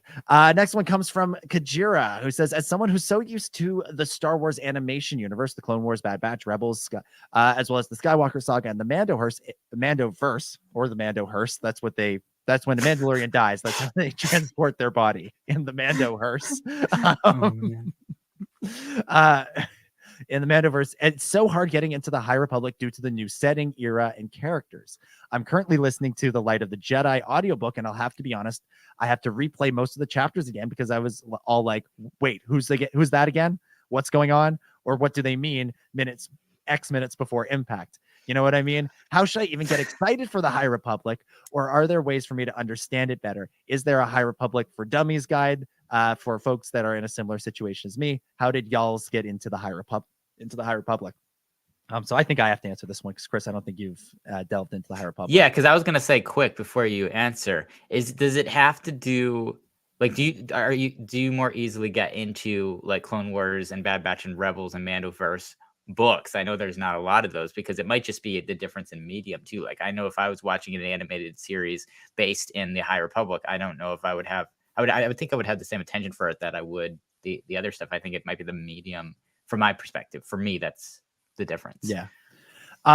So Light of the Jedi is an interestingly structured book because the first third or so is all about an event called the Great Disaster, where a ship in hyperspace, like a big shipping ship, one of those ones from Clone Wars that looks like it's made out of shipping containers, basically. One of those, it breaks apart while it's in hyperspace, and all of its pieces go shattering, smashing off into different planets and creates all this destruction. And the first third of the book is about that and how the Jedi step in to mitigate the damage of what's going on there. It's almost written and because of that, the first third is almost written more like a collection of short stories than as a novel. You're not following 1, 2, 3, 4, 5 characters. Each chapter gives you a couple of characters, and they only really exist for that chapter because a lot of them die in the Great Disaster. So I this criticism that it's hard to get into, I've heard that before, and I think it's a fair criticism because that's not how we're used to being introduced to an era. Usually we have a character that's our entry point into it. Luke is our entry point in the original trilogy. Rey and Finn are our entry points in the sequel trilogy. Din Djarin is our entry point in the Mandoverse. Obi-Wan, Qui-Gon, Padme, Anakin are all kind of our entry points into the prequels. Ahsoka in the Clone Wars, Ezra in Rebels, on and on like that. So in a sense, I would almost just listen to that first third of the book and just kind of take the attitude or read it.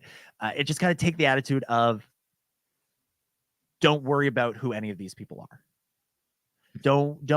It's about capturing a feeling of what's going on in the galaxy. It's about capturing how frightening and how scary and how devastating this event is, rather than being the beginning of any character story. Because really what you're seeing is the end of a lot of these character stories. So it's a situation of seeing the forest from the trees. If you're looking at each individual character that we meet and trying to memorize that tree, you're not really going to get the point. The point is to look at the forest as a whole, the forest being the Great Disaster. Is that the best way to introduce an era? people can debate that. People can argue about it. Reasonable people can disagree on it. It did work for me, but that's just me. It might not work for you. Like that's what works for one person doesn't always work for everybody else. So I would sort of read that first third and think about it as a collection of short stories, and don't worry too much about remembering the details of those stories. Just get the feeling from them. Pick up on the themes, pick up on how, each story makes you feel. And because then about a third of the way through the book, it becomes more of a traditional novel with main characters that you follow as they investigate how this disaster happened. The Nile get introduced, the true villains of the piece get introduced. You start to learn about them, what their goals are. And that sort of spans off into the actual High Republic story, which is really engaging and really eventful. And I think really, really picks up with the second adult novel, The Rising Storm, which I still think is one of the best Star Wars novels. And again, it's just one of the best Star Wars novels in the last decade, much in the same way Boom is one of the best Doctor Who episodes in the last decade. Because it just, that really is like that breakneck paced, incredible novel, sort of traditionally written novel. So yeah, so think about the first part of Light of the Jedi as an extended prologue. And then the book really begins about a third of the way through. In terms of, are there any guides or anything like that? I suspect Alex has one on Star Wars Explained. I suspect he's got one. I think Chris Abbott probably has one on Star Raptor channel. Or you can just message Matthew and he'll explain it all to you in painstaking detail.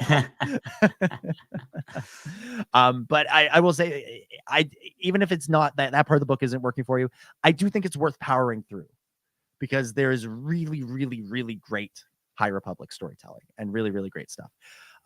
One other potential alternate way in would be to, much in the same way we always talk about what order do you watch Star Wars movies in, release order or chronological. High Republic has that too, because Phase 1, the first set of books, is set about 200 years before Phantom Menace. And then Phase 2, the next set of books, is set about 150 years before that. Maybe you could try starting with Phase 2 and start with the first young adult novel in that series, which I believe is called Path of Deceit.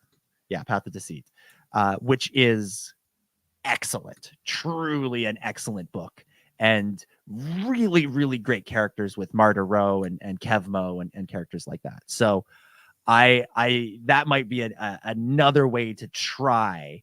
And then if you get invested in Phase 2, then maybe when you go back to Phase 1, which is of course later in the timeline, maybe you're more inclined to be intrigued by what's going on in Light of the Jedi. And then of course Phase 3, which is what's happening now, is set after Phase 1. So you'd be just rolling straight through into the current stuff that's being released right now. Makes sense. And then you can almost do it out of order, like Star Wars is everywhere else. Well, yeah, it's go back to the stuff once you understand everything better. Yeah, it's like it's like starting with the Phantom Menace instead of a new book. Yeah. All right. Final question. Final question from Gilser 10, who's continuing to just make their way around the world. I'm leaving for the States tomorrow from the UK, so I've got one more question to add to the queue. Is there a canon explanation for the scream/shriek Palpatine does when he fights Mace and the Jedi strike team in Revenge of the Sith? Is a Force scream canon? Was a Force scream ever canon? Was that? I think it was, because I think it was almost like a retcon for one of my biggest pet peeves in the prequels and in Revenge of the Sith, which is how so let's set the scene for this. So I'm a kid and I'm 10, 11 years old. I've seen the Phantom Menace, I've seen Attack of the Clones, and I love the clones. I love almost all the Jedi. I love almost all of the clones. They're amazing. And I'm creating all these internal stories about them. But I love Plo Koon and Stacey Tin and Kit Fisto and all these characters. So when we get to Revenge of the Sith, there are many things that irked me about that film. And some of them directly involve these characters. One of them is that they could not get the actor who played Abelida or who played Eth Koth to return. So they just gave their costumes to another actor and changed the characters' names, which is just so thus we get Aegon Kolar and Stassa Lee, which just, I just can't. And now there's the retcon that they're cousins or from the same planet or whatever the heck. They're cousins. I think Stassa Lee and Abelida are cousins. I think. But they're literally wearing the same clothing. They're the same. It's the same character. It's just played by a different actor. And instead of saying they recasted it, they just changed the name of the character. Is it like when Lando wears Han's clothes and the end something like that? Yeah. Okay. So that one that is involved in that scene because I think Aegon Kolar is one of the several Jedi that go with Mace Windu to confront Palpatine, along with Kit Fisto, Stacey Tin, and if there's one other one, I'm forgetting who it is right now. No, it's four. It's four of them. It's Mace, Kit, and the other two that you just mentioned. Aegon Kolar and Stacey Tin. So Stacey Tin was, and it continues to be one of my favorite Jedi. Like, I love I think it's an Iktashi species. Like, I think they're really cool. With the horns on the head. And so when I was watching that movie and those three characters, specifically Kit Fisto and Stacey Tin, and specifically Stacey Tin, were just felled by like one or two like slashes of Palpatine's lightsaber. I'm like, are you kidding me? These are like Jedi Council level or near Jedi Council level Jedi here. Like they're gonna put up more of a fight than that. Like, what the heck is going on? And so that always like irked the heck out of me. And then I think at some point they came out with this retcon.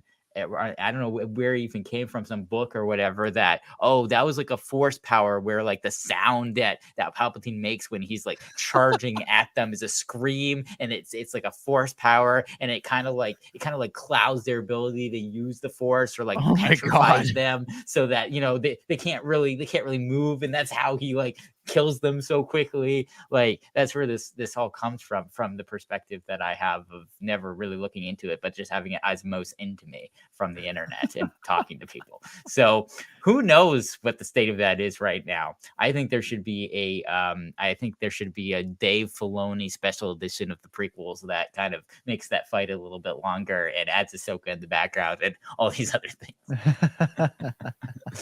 So while you were talking, you brought up some stuff that I was curious about. So I went to Wikipedia, of course. And at first I was like, I need to get to the bottom of this Stassa Lee Abelida relationship thing. Yeah. Familial relationship. And I went to do like press the find key and accidentally bookmarked the page for Stassa Lee. So I'll always be able to go back to that. But it says here in Legends that she shared a bloodline with Abelida. So there's it's not specific, but they are related in one way or another. As for if you share a bloodline with someone, if they're not your ancestor, they're your sibling or they're your cousin, or that's the only way that it works. I guess there's nephews and nieces too, but like if it's bigger than just the nephew, niece, father, mother, uncle thing, everything else is a cousin. It's just a matter of which cousin, first, second, third, fourth, 10th, 20th, 100th, and then how many times removed from like the balance scale on your ancestor. Like, is there as many generations going back to the common ancestor, or is it different than it's 2 or 3, 4 removed? So if they share a bloodline, they're cousins. Cousins. Okay, there we go. As for the Force Scream, it has one appearance in canon that we know of, which is in the novel Rise of the Red Blade, which is about the Inquisitors. Written by Delilah Dawson, that came out last year. However, in Legends, it has many appearances. And it has a little section of the Wikipedia that's called description. We'll just read that for you here. It says, if a Dark Jedi or Sith Lord was being beaten and frustrated by his foe, he might let out an enraged scream amplified through the Force that triggered shockwaves that rippled through the Force. This caused devastation to any that were unfortunate enough to be in its proximity. Like many dark side Force powers, it allowed the user to powerful It allowed the user to use powerful negative emotions as a weapon, albeit involuntarily in this case. The Force Scream has been called a wave of hatred, amplified and fueled by the dark side that is capable of smashing through mental and physical defenses with ease. A number of references to Dark Jedi in the Old Republic archives also mentioned the Dark Jedi violently losing control in the final moments of battle. And then there's like all of these appearances that are listed here, including Tales of the Jedi comic books, the Old Republic, the Clone Wars episode Revenge, which is one of the Darth Maul episodes. In the Clone Wars micro series, apparently Anakin lets out a Force scream when he defeats Ventress. It does include Revenge of the Sith, and apparently the first appearance from it was in The Last Command, the final novel of the Tim Zahn original Thrawn trilogy. I've read that. There you go. The Force scream. So it does. They include the fight with the Jedi and Palpatine in. But I gotta say, like, despite it being included, it's a retcon, because if that was actually meant to be a Force scream in a shockwave, you would have seen the effects of the shockwave. What it appeared on screen is just really bad swordsmanship and deer in the headlights mentality from 3 of my favorite Jedi masters. And Agent Kolar. I wasn't including Mace Windu in that. Oh, you weren't including Mace Windu. Because he was fine. He survived. Yeah, he survived. Oh, okay. Yeah. Here's another instance of the Force scream from Wikipedia. By far, Skywalker's most infamous use of it was upon learning of the death of his wife, Padme Amidala, after his transformation into Darth Vader. So when he goes, no, apparently that's a Force scream in Legends. I thought he used the Force later to shake things with his hands. I didn't realize that was his voice. I think all this Revenge of the Sith Force scream stuff is just wishful thinking. This is not real. It's very much a retcon. I think I'm going to go out on a limb and say most of these are retcons to be Force screams in this. Like some of the stuff from the books is probably intentional, but most of it is retcons, because again, if you on Wikipedia, if you click over to the canon tab, there is one instance of it, and it's in a recent novel. And I have to think like that is like intentional. I haven't read this book. I haven't read Rise of the Red Blade, but I have to assume like that's like Delilah Dawson, the author, going like, let's put this in. But they don't mention Vader's no. They don't mention Palpatine screaming as he attacks the Jedi. That stuff, I think, is all just, people trying to explain something that's admittedly a little bit odd in the movie, even though, I think it's just George trying to show this is how freaking powerful Palpatine is. He takes out these guys with ease. Is it shot particularly well? No, I wouldn't. There's a lot of great cinematography in Revenge of the Sith. Yeah, that's the only problem. But and a lot lot of stunt work and fights and stuff, and like the Mace Palpatine duel is very, very good. Very, very good. The glass shattering moment with the lightsaber is one of the coolest things.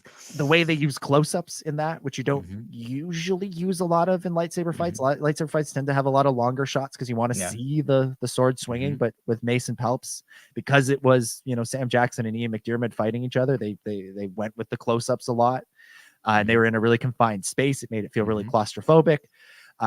That part's great. How Kit, Agent, and the other one, Stacey 10 go down. Not the greatest.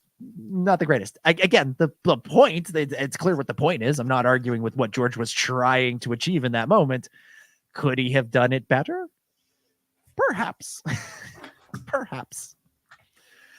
Guildster 10, I don't know if you knew that you were like treading upon a pet peeve and a rant when you asked that question. You touched a nerve. Oh yeah. That's a big one for me. There you go. There you go. All right, that's it. We've covered the questions. We've answered the questions. All of those Discord questions from the last 3 or 4 weeks answered in the last 2 hours. We did it, gang. Amazing. And Guildster 10 has gone all the way around the world while we were waiting for the questions to be answered. Amazing. whole vacation's worth of questions from Gilster 10. Incredible. It's just incredible. Well, good stuff. Yeah, I think that's where we can do it and begin to wrap things up for this week. That is right.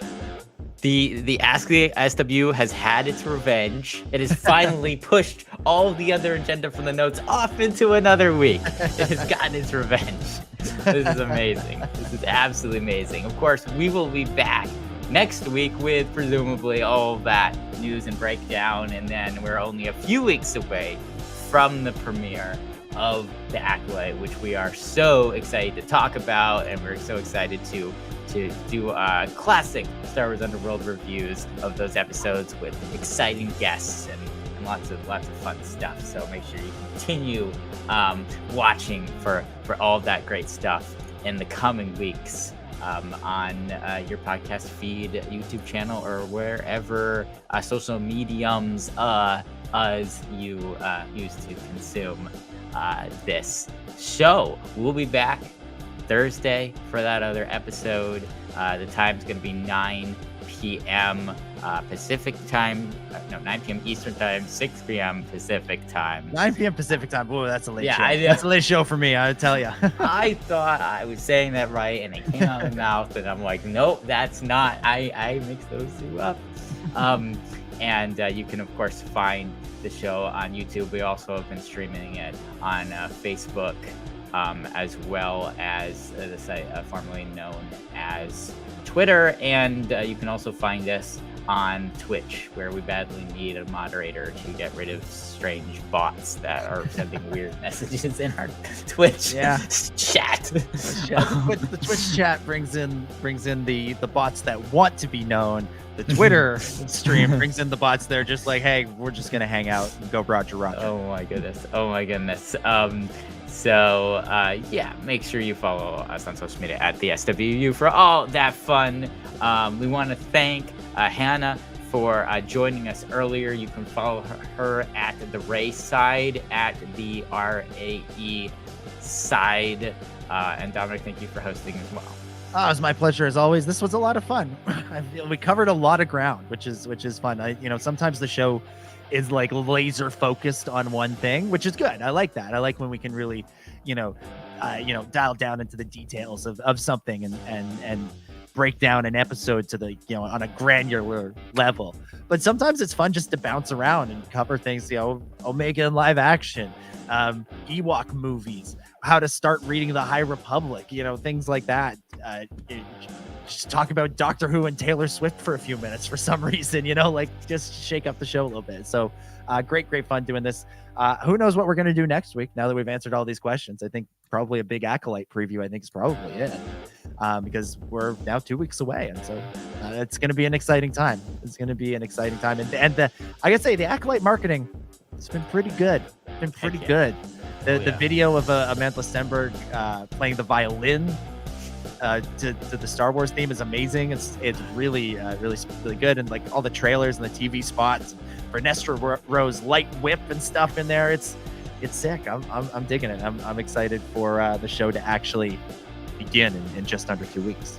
But yeah, great show. Can't wait to do all this again in 7 days' time.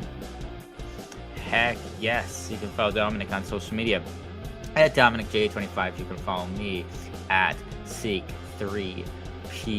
If you're watching on YouTube, make sure you punch that subscribe button. Chewy, we want to thank everybody who super chatted with us tonight. We want to thank our channel members for continuing to subscribe with their memberships to the channel, to keep paying for all the tech that we need to run this show. And thank you to everybody who has subscribed to us on your favorite podcast apps, and definitely leave a review if you can. Over there, you can check out more Star Wars Underworld stuff over on our Discord. We have a whole Star Wars Underworld network Discord, not just for our show, but all the other shows on the network as well. Oh, we all have stuff going on over there, and there's lots of game nights and watch parties and lots of fun stuff. Joel and Ben are some of the main masterminds over there on Discord, so hang out with them and all the great activities they have for you over there. The link is in the description and the show notes and the caption of this video. Make sure you follow us on Threads at the SWU, and make sure to check out all the other shows on the Star Wars Underworld Network, including the Raeside Iron Cannon, Tales from Beyond the Galaxy, Tractor Beam, and more coming soon. We'll be back next week, but until then, for Hannah and Dom, my name is Chris, and may the Force be with you.